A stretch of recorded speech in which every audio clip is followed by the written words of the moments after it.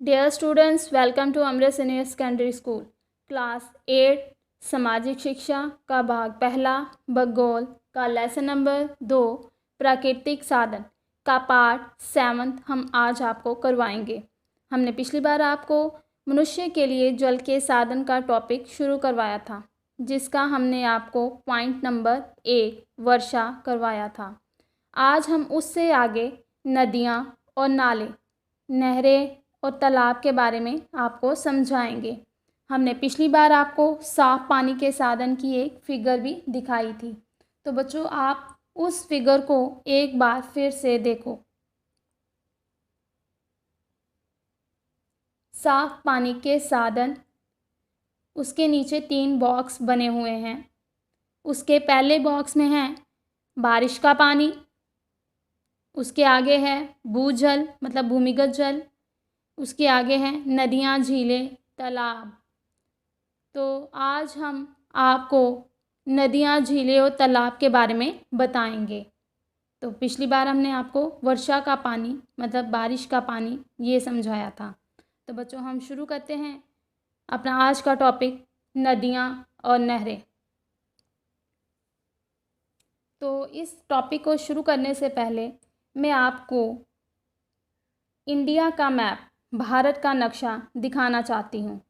जैसे हमारा आज का टॉपिक है नदियाँ और नहरें, तो मैं इन्हीं नदियों को आपको मैप के द्वारा समझाना चाहती हूँ। तो आप इस मैप को देखो। तो बच्चों इसमें जो ब्लू लाइन है वह नदियाँ हैं। इसमें से कुछ नदियाँ हिमालयन की नदियाँ हैं जो उत्तर भारत में हैं, और कुछ नदियाँ प्रायद्वीपीय की नदियाँ हैं जो दक्षिण भारत में पाई जाती हैं। तो बच्चों हम शुरू करते हैं। नदियों और नहरों ने मनुष्य के विकास के लिए शुरू से ही योगदान डाला है। प्राचीन समय से ही मनुष्य नदियों और नहरों के आसपास मानव बसेरे का प्रारंभ करता रहा है। मतलब नदियों और नहरों ने मनुष्य के विकास में शुरू से ही प्रारंभ होता है, शुरू से ही उसने अपना बहुत बड़ा योगदान डाला है। प्राचीन मतलब पुराने समय से ही मनुष्य ने इन्हीं नदी घाटियों के आसपास मानव बस्तियां स्थापित की। बसेरे होते हैं मानव बस्तियां, जहाँ पर वह रहता है, वो इसी नदी घाटियों के इर्द गिर्द स्थापित की, क्योंकि उन्हें सिंचाई करने के लिए पानी आसानी से मिल जाता था। तो बच्चे आगे हैं, इन नदियों और नहरों को 2 भागों में बांट सकते हैं। एक वह जो बर्फ़ के पिघलने से निकलता है और सारा वर्ष बहता रहता है। दूसरा मौसमी या बरसात के जल पर निर्भर करने वाला होता है। मतलब कि इसने क्या बोला है कि हम इन नदियों और नहरों को 2 भागों में बांटते हैं। एक वह जो बर्फ़ के पिघलने से सारा वर्ष पानी देता रहता है, और दूसरा जो बरसात के जल पर निर्भर करता है। तो बच्चों ये मैं आपको मैप के द्वारा ही समझाना चाहती हूँ। तो आप इंडिया का मैप देखो, उस नक्शे को फिर से देखो। तो बच्चों इसमें मैंने आपको बताया कि इसमें कुछ नदियाँ हिमालय से निकलती है और कुछ प्रायद्वीपीय भाग से। तो जो हिमालयन की नदियाँ हैं, तो आप सबसे ऊपर देखो, जो कड़क रेखा के ऊपर वाला हिस्सा होता है उत्तर भारत, उसमें देखो। इसमें हिमालय की 3 प्रमुख नदियाँ हैं। वह 3 प्रमुख नदियाँ हैं सिंधु, गंगा, ब्रह्मपुत्र। सिंधु, जहाँ पर इंडस लिखा हुआ है, उसको हम सिंधु बोलते हैं, इंडस को सिंधु कहते हैं। उसके बाद देखो आप गंगा, जो उत्तराखंड के पास से निकल रही है। उसके बाद आप देखो ब्रह्मपुत्र, जो तिब्बत के पास से निकल रही है। तो बच्चों इसमें सिंधु की जो 5 सहायक नदियां हैं, आप पहले वो देखो। इसमें पहली सिंधु की सहायक नदी है झेलम, फिर चेनाब, रावी, ब्यास, जिस पे लाल रंग का डॉट लगा हुआ है मतलब बिंदु है, वह ब्यास नदी है, और उसके नीचे है सतलुज। ये सिंधु की 5 सहायक नदियां हैं। तो बच्चों मैं आपको सिंधु नदी के बारे में बताना चाहती हूँ। पहले जो सिंधु नदी है वह कहाँ से शुरू होती है। सिंधु नदी तिब्बत में मानसरोवर से शुरू होती हुई भारत में लेह से होते हुए पाकिस्तान में प्रवेश करती है और फिर जाकर अरब सागर में मिल जाती है। तो तिब्बत में मानसरोवर मतलब बच्चों आप देखो, जहाँ पर ब्रह्मपुत्र लिखा हुआ है ना, उसके ऊपर एक ब्लू रंग की लाइन है, उसके ऊपर आगे वह लाइन सिंधु नदी की है। जो हिमालय चनाब के ऊपर देखो जो ब्लू लाइन जा रही है वह सारी सिंधु नदी है और वहाँ से होते हुए वह अरेबियन सी मतलब अरब सागर में गिरती है। पाकिस्तान से होते हुए वह अरब सागर में जाकर गिर रही है। मतलब कि ये सिंधु नदी 3 देशों में से होकर निकलती है, तिब्बत चीन के पास से और भारत और पाकिस्तान, और फिर जाकर वह अरब सागर में जाकर मिल जाती है। और इसकी 5 सहायक नदियां हैं। तो बच्चों आगे आ जाओ। गंगा उत्तराखंड में गंगोत्री से निकलती हुई यूपी, बिहार, झारखंड के एक छोटे से हिस्से से होती हुई पश्चिमी बंगाल और फिर बांग्लादेश में चली जाती है और वहाँ से बंगाल की खाड़ी में गिरती है। गंगा नदी भारत के 5 राज्यों से होकर निकलती है। तो गंगा के नीचे है जमुना। जमुना गंगा की सबसे बड़ी सहायक नदी है जो गंगा में जाकर मिल जाती है। जमुना जो बिल्कुल गंगा के नीचे है वह गंगा की सबसे बड़ी सहायक नदी है और गंगा में जाकर मिल जाती है। और गंगा नदी अपने 5 राज्यों से गुजरकर बांग्लादेश में जाती है और फिर वह बंगाल की खाड़ी में जाकर मिल जाती है। तो बच्चों उसके बाद आ जाओ ब्रह्मपुत्र, हिमालय की अगली तीसरी बड़ी नदी ब्रह्मपुत्र, जो देखो सबसे ऊपर तिब्बत से मानसरोवर से शुरू होती हुई अरुणाचल प्रदेश और असम से होते हुए बांग्लादेश में चली जाती है और फिर बंगाल की खाड़ी में गिरती है। और गंगा और ब्रह्मपुत्र दोनों जब बंगाल की खाड़ी में गिरती है तो ये डेल्टे का निर्माण करती हैं, क्योंकि ये अपने साथ बहुत बड़ी मात्रा में गाद लाकर, मिट्टी कंकड़ लाकर जहाँ पर जमा करती जाती हैं और डेल्टे का निर्माण जहाँ पर करती जाती हैं। तो बच्चों ये थी हिमालय की नदियाँ। तो अब आप देखो प्रायद्वीपीय भारत की नदियाँ। नीचे आ जाओ आप, कर्क रेखा के नीचे वाला हिस्सा जिसको हम दक्षिण हिस्सा बोलते हैं, इसकी 2 मुख्य नदियाँ नर्मदा और ताप्ती, जो अमरकंटक पहाड़ी से निकलती हुई अरेबियन सी में जाकर मिल जाती हैं। प्रायद्वीपीय भारत की ये 2 नदियाँ अरब सागर में जाकर मिलती है और उसके बाद जो महानदी गोदावरी, कृष्णा, कावेरी, ये नदियाँ बंगाल की खाड़ी में जाकर मिलती हैं।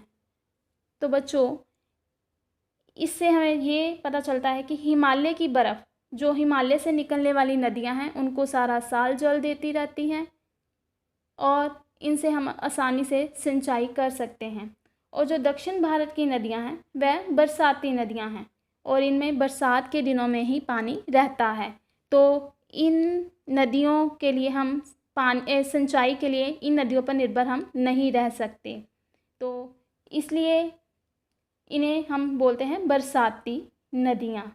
तो बच्चों आगे हम पढ़ते हैं। कई स्थानों पर मानव ने नदियों पर बांध बनाकर अपनी ज़रूरत के लिए नहरों का निर्माण किया है।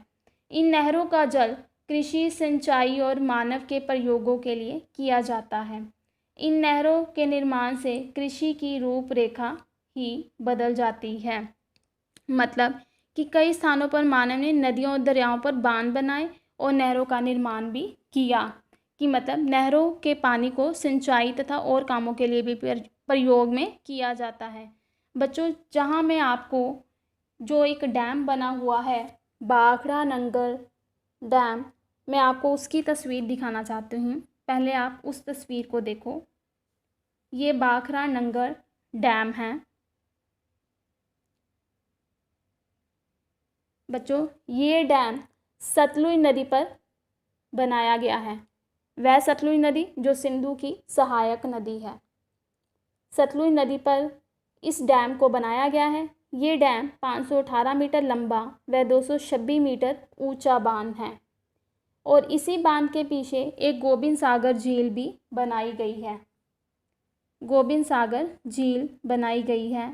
तो बच्चों आप उस झील की तस्वीर भी देखो जो इस डैम के पीछे बनी हुई है। ये है वह गोबिंद सागर झील।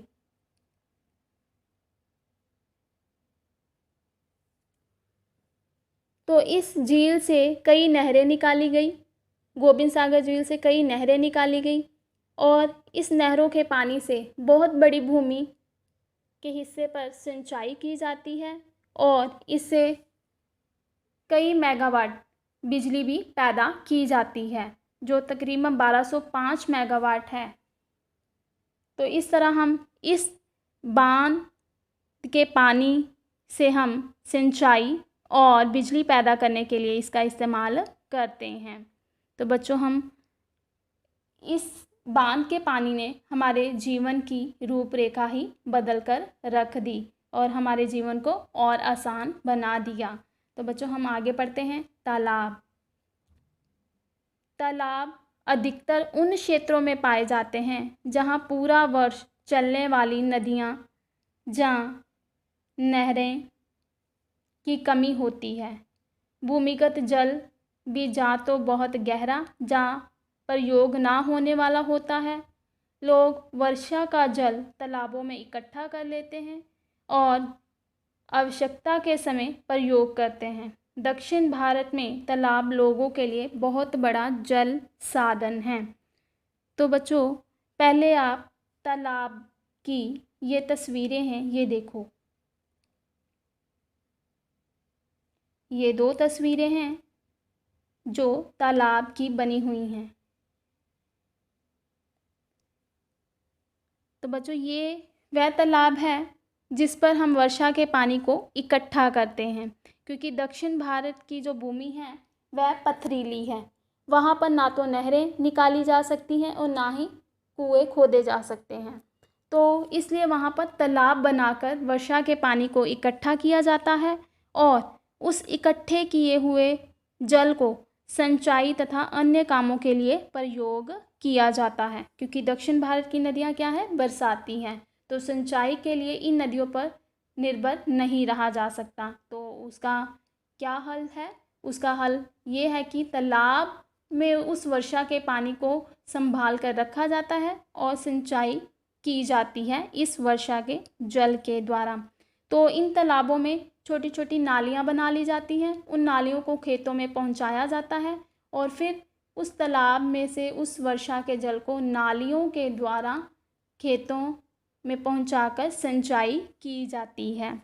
तो बच्चों सबसे ज़्यादा जो तालाब है हमारे भारत में तमिलनाडु राज्य में पाए जाते हैं। तो बच्चों आज का हमारा ये टॉपिक यहीं पर ख़त्म होता है। इस टॉपिक से रिलेटेड मैं आपको 5 क्वेश्चन पूछने जा रही हूँ। तो आपने इस पूरी ऑडियो को ध्यान से सुनना है।